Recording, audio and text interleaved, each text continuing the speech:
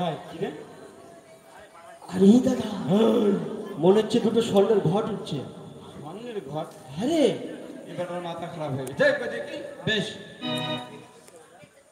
স্বর্ণের ঘর, এই জলে পড়বে স্বর্ণের ঘর। আচ্ছা দেখি আমি একটিবার পরীক্ষা করে দেখি। হ্যাঁ বেশ। এ ভাই বল এই যত খুশি তত মাটি উঠছে, মাটি উঠছে। কি বলছিস রে দাদা? হ্যাঁ মাটি উঠছে।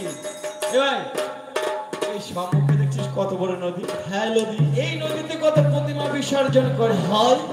আর প্রতিমার সাথে কত শয় শয় মাটির ঘটে তাও হয় রে দাদা। আর তুই ভাবছিস সেটা সোনার ঘর? হ্যাঁ যদি ভেবে থাকিস তোরটা তুই রেখে দে আর আমারটা ওটা মাটির ঘট নয় বাবা, ওটা মা মানুষের মঙ্গল ঘট। আর ওই ঘটে নিত্য নিত্য পূজা করলে তোমাদের ধনে পুত্র লক্ষ্মী লাভ হবে। আমার আশীর্বাদে আজ থেকে তোমাদের আর মাছ ধরে খেতে হবে না। ও মা, আমার আশীর্বাদ কখনো বিফলে যায় না। কি বলছো? আমি সত্য বলছি।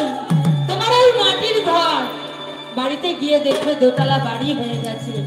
তুমি বাড়ির সামনে যাবে, তুমি বাড়ি চিনতে পারবে না। তোমার স্ত্রী তোমার রাস্তা থেকে ডেকে নিয়ে যাবে। আমি যা বাক্য বলি আমার বাক্য কখনোই বিফলে যায় না।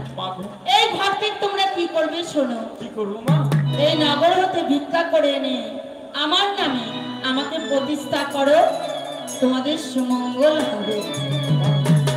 এটা কি সত্য মঙ্গল? এটা সত্য। বেশ মঙ্গল, যেটা সত্য কথা হয়ে থাকলে মা ওগো নগরবাসী, আমরা গরিব দিনে ঝালু মারে যাচ্ছি তোমাদের দরবারে বাবু।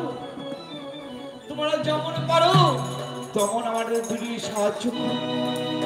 তোমাদের পয়সা নিয়ে এই মায়ের রাঙা চরণে করবো পূজা। চল ভাই চল, আমরা দুটি ভাই ছুটে যাই এই নগরবাসীর কাছে। তাই চল। ওরে ভিক্ষা দাও ও